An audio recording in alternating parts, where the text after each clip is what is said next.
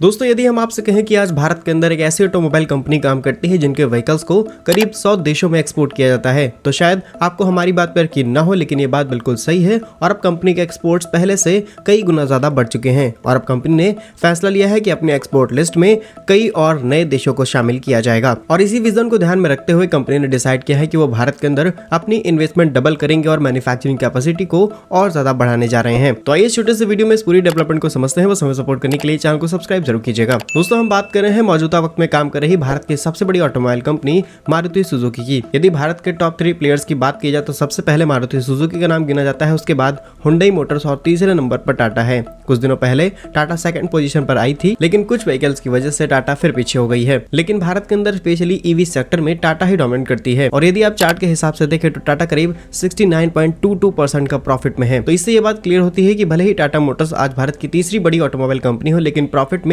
लगातार आगे रही है। फिलहाल हम बात कर रहे हैं मारुति सुजुकी के बारे में, जिनके करंटली भारत के अंदर 2 मैन्युफैक्चरिंग प्लांट हैं, पहला गुरुग्राम, दूसरा मानेसर में। रिपोर्ट्स के मुताबिक कंपनी अब करीब 100 देशों के अंदर अपने व्हीकल्स एक्सपोर्ट करती है, जिसमें सबसे ज्यादा अफ्रीका, लैटिन अमेरिका, एशिया और कई पश्चिम एशियाई देशों के अंदर भारी मात्रा में व्हीकल्स एक्सपोर्ट किए जाते हैं। कंपनी का कहना है कि हम करीब 1987 में बांग्लादेश और नेपाल जैसे देशों को सिर्फ 400 से 500 व्हीकल्स ही बेच पाते थे, लेकिन आज ये आंकड़ा करीब 25 लाख के आसपास पहुंच चुका है। रिसेंटली कंपनी ने एक बहुत बड़े माइलस्टोन को अचीव किया था और कंपनी का कहना है कि हमने मेक इन इंडिया मिशन के तहत ये बड़ी उपलब्धि हासिल की है और कुछ ही वक्त में मारुति सुजुकी इंडिया लिमिटेड ने करीब 2.5 मिलियन व्हीकल्स को एक्सपोर्ट कर दिया था। और रही बात आज की मेन खबर की, तो कंपनी का कहना है कि वो अपने टोटल बिजनेस में करीब 45,000 करोड़ रुपए की इन्वेस्टमेंट करने जा रहे हैं, जिसे वो मारुति 3.0 का नाम दे रहे हैं और नए तरीके से यहाँ पर काम शुरू किया जाएगा। कंपनी अब सिर्फ गैसोलीन व्हीकल्स नहीं बल्कि electric mobility, hybrid, CNG, ethanol and hydrogen powered vehicles को भी बनाने के ऊपर काम शुरू कर रही है। कंपनी की रिपोर्ट्स के मुताबिक 45,000 करोड़ रुपए के निवेश अगले कई सालों में किए जाएंगे और कंपनी का टारगेट है कुछ ही वक्त में अपनी मैन्युफैक्चरिंग कैपेसिटी में करीब